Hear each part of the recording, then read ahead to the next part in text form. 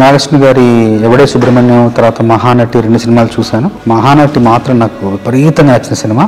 నాయి గారు కాల్ చేసి రమ్మన్నారు, వెళ్ళాను. వెళ్ళిన తర్వాత సందర్భం చెప్పడానికి ముందు నాకు కథా గమనాన్ని కాసేపు మాట్లాడి చెప్పిన తర్వాత వివరంగా చూపించారు, కొన్ని దృశ్యాలు చూపించారు.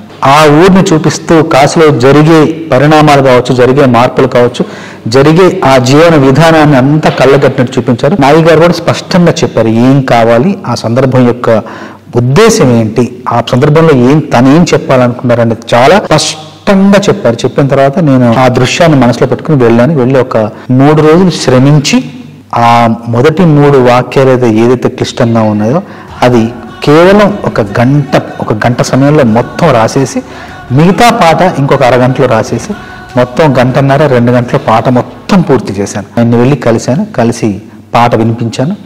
ఒక్క మాట కూడా ఆయన సవరణ లేకుండా, కరెక్షన్ లేకుండా పాట మొత్తం ఏక బిగిన చాలా బాగుందని చెప్పారు. పల్లవి రాసిన తర్వాత చరణాల్లో అవతార స్పృహ, అవతార స్పర్శ కొంచెంగా ఇస్తూ కలియుగానికి కలి యొక్క అవతారం ఎలా అయితే జనించిందో అక్కడికి వేగంగా రావాలనే ఉద్దేశంతో ముందు మాటలు మీనమై